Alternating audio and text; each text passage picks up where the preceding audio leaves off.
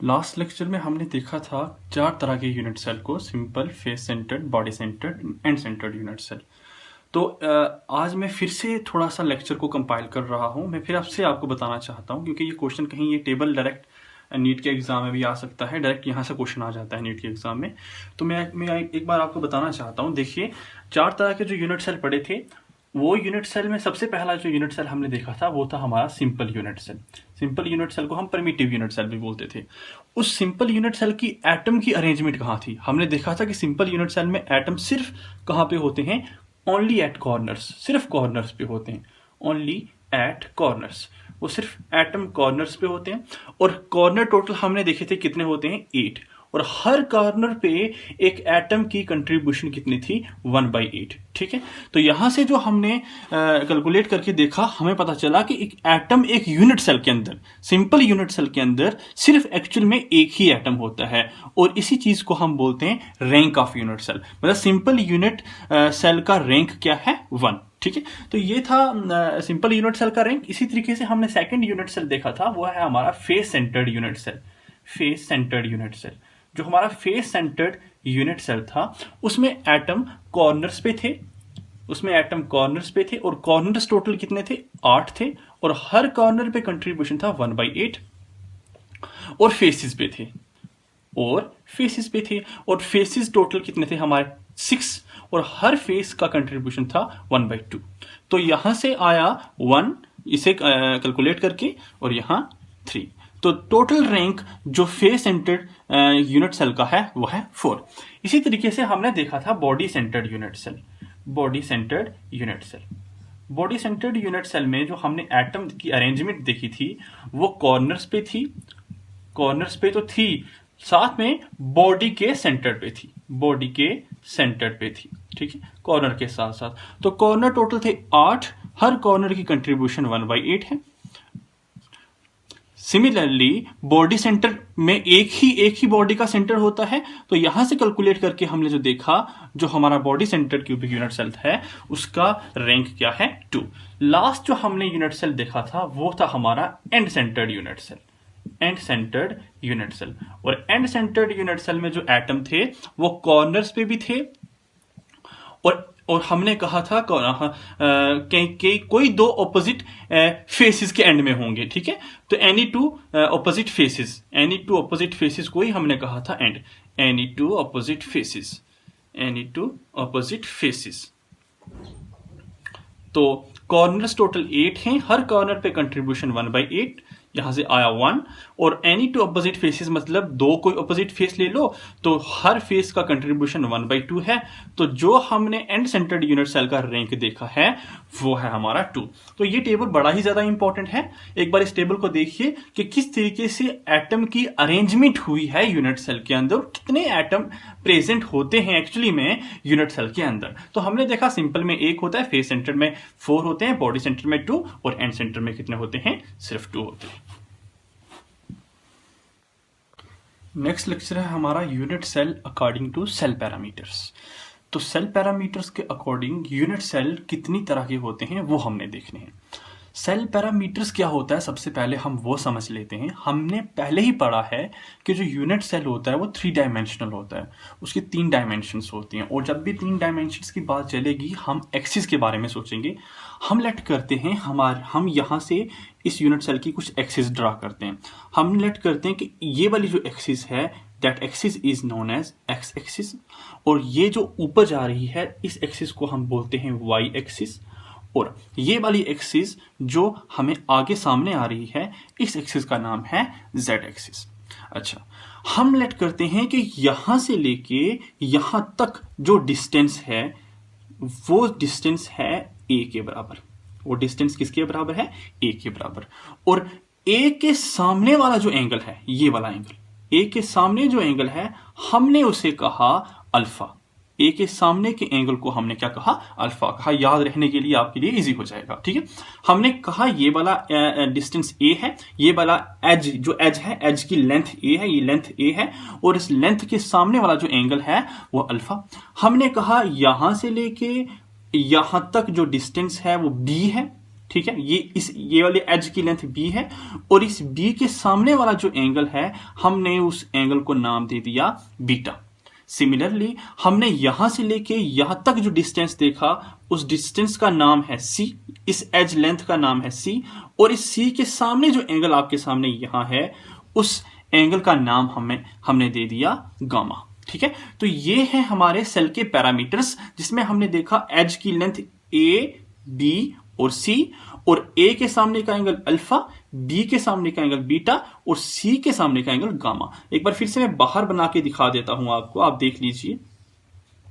ये वाला लेंथ ए और ए के सामने का एंगल अल्फा है, ये वाली लेंथ बी और बी के सामने का एंगल बीटा है, ये वाली लेंथ सी है और सी के सामने का एंगल गामा है। This is known as cell parameters. तो अकॉर्डिंग टू सेल पैरामीटर्स आइए हम डिस्कस करते हैं टाइप ऑफ यूनिट सेल्स को। हमने देखा है सेल पैरामीटर क्या होता है, जिसमें एज लेंथ होती है और एंगल होता है, और एज लेंथ को हमने अल्फा ए बी सी से डिनोट किया है और एंगल को हमने अल्फा बीटा गामा से डिनोट किया है। तो on the basis of cell parameter हम 7 different type of unit cell discuss करेंगे। पहले हम उनके नाम लिख लेते हैं। सबसे पहला यूनिट सेल जो होगा वो है cubic unit cell, second tetragonal, third orthorhombic,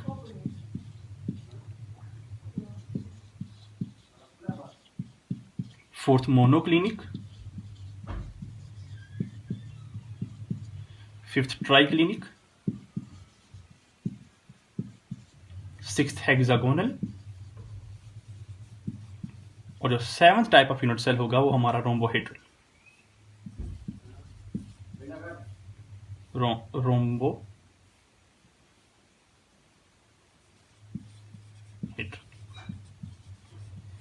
तो ये 7 तरह के यूनिट सेल हैं। अब आइए हम देखते हैं कि इनमें एज लेंथ किस किस तरह से होती है। तो क्यूबिक यूनिट सेल है, उसमें जो ए वो बी के बराबर होगा और बी सी के बराबर होगा, मतलब ए बी सी तीनों एक दूसरे के बराबर होंगे। और हमने A B C already discuss किया हुआ है, ए लेंथ क्या थी, बी लेंथ क्या थी और सी लेंथ क्या थी। ठीक है, और इसमें जो एंगल होगा वो हमारा alpha is equal to beta is equal to gamma, और ये सारे के सारे एंगल 90 डिग्री के बराबर होंगे। मतलब सबसे ज्यादा सिमेट्रिकल कोई यूनिट सेल जो होगा वो हमारा क्यूबिक यूनिट सेल है। आइए सेकंड टेट्रागोनल यूनिट सेल को डिस्कस करते हैं। टेट्रागोनल यूनिट सेल में हमने इस एज लेंथ को वैरी करना है और एंगल जो है हमारा वो वैसा का वैसा ही रखना है। आइए एज लेंथ को वैरी करते हैं। जो ए बी के बराबर तो होगा लेकिन बी सी के बराबर नहीं होगा, B is not equal to C. ठीक है, और एंगल अभी हम वैरी नहीं कर रहे, एंगल जैसा था हमारा वैसा का वैसा ही है, alpha is equal to beta is equal to gamma, और ये तीनों के तीनों एंगल 90 डिग्री के बराबर है। सिमिलरली जो ऑर्थोरोम्बिक यूनिट सेल होगा, ऑर्थोरोम्बिक यूनिट सेल में और वैरी करेंगे इसे हम, यहां सिमेट्रिकल था यहां वैरी किया, यहां और वैरी करेंगे तो a is not equal to b which is not equal to c। अभी भी हम इसे वैरी नहीं कर रहे, alpha is equal to beta is equal to gamma, और ये तीनों के तीनों एंगल 90 डिग्री के बराबर हैं। बस इससे ज्यादा हम एज लेंथ को वैरी नहीं कर सकते। अब हमने क्या करना है, अभी इसको वैरी करना शुरू करना है। अब ये जितना वैरी हुआ इतना ही, इससे ज्यादा हम वैरी नहीं कर सकते थे। तो ये A is not equal to B which is not equal to C, ये वैसा का वैसा ही रहेगा। और जो हमारा एंगल है वो होगा अल्फा इज इक्वल टू ये अल्फा था सब, ये अल्फा को आप ऐसा लिखिए, alpha is equal to gamma, ये दोनों एंगल 90 डिग्री के बराबर हैं, और जो हमारा बीटा होगा ये 90 डिग्री के बराबर नहीं होगा, beta is not equal to 90 degree. Similarly जो ट्राइक्लिनिक यूनिट सेल है, ये सबसे ज्यादा अनसिमेट्रिकल यूनिट सेल जो होगा वो सबसे ज्यादा यही है, जिसमें क्या होता है कि A is not equal to B is not equal to C, और जो हमारे एंगल हैं alpha is not equal to beta which is not equal to gamma, और जो ये तीनों के तीनों एंगल हैं ये तीनों के तीनों एंगल 90 डिग्री के बराबर नहीं होते। अगर कोई पूछे कि सबसे ज्यादा अनसिमेट्रिकल यूनिट सेल कौन सा है, तो हम बोलेंगे triclinic is the most unsymmetrical unit cell, और सबसे ज्यादा सिमेट्रिकल कौन सा है वो हमारा क्यूबिक यूनिट सेल है। लास्ट सेकंड लास्ट जो है वो हेक्सागोनल यूनिट सेल है। इसमें क्या होता है, जो ए लेंथ होती है बी के बराबर तो होती है, लेकिन बी सी के बराबर नहीं होगा, मतलब सेम सिमिलर टेट्रागोनल की तरह ही है, लेकिन यहां पे एंगल का डिफरेंस है। Alpha is equal to beta, ये दोनों एंगल 90 डिग्री के बराबर हैं, लेकिन जो गामा होगा वो यहां 120 डिग्री के बराबर होगा। जो लास्ट रोम्बोहेड्रल यूनिट सेल है उसमें क्या होता है, ए जो एज लेंथ है वो बी के बराबर है और बी सी के बराबर, ये तीनों एक दूसरे के बराबर हैं, और जो एंगल होते हैं हमारे वो alpha is equal to beta is equal to gamma, ये तो बराबर हैं, लेकिन ये तीनों के तीनों एंगल 90 डिग्री के बराबर नहीं होंगे। तो ये था हमारा यूनिट सेल की categories according to cell parameter. अब इसको याद रखने का भी एक तरीका है, ये देखिए CUTEORMOTHR, तो एक शॉर्टकट सा मैंने बनाया हुआ है, CUTE क्यूट, OUR और MOTHER मदर, क्यूट और मदर, ठीक है। CU for cubic, TE for tetragonal, OR for orthorhombic, MO for monoclinic, T for triclinic, HE for hexagonal, R for rhombohedral. तो ये भी एक याद करने का तरीका है, आप इस तरीके से भी इसको याद कर सकते हैं, लेकिन इसी तरीके से याद करना है, सिमेट्रिकल वे से, पहले सारे इक्वल, लास्ट पे भी इक्वल, फिर एक अनइक्वल, फिर यहां एक अनइक्वल, और तीनों के तीनों अनइक्वल हैं बीच में, ठीक है। तो यहां तीनों के तीनों बराबर कीजिए, यहां तीनों के तीनों बराबर करने के बाद नॉट इक्वल टू 90 कर दीजिए, बीच में आपको याद करना पड़ेगा। तो यह है सेल पैरामीटर्स के अकॉर्डिंग यूनिट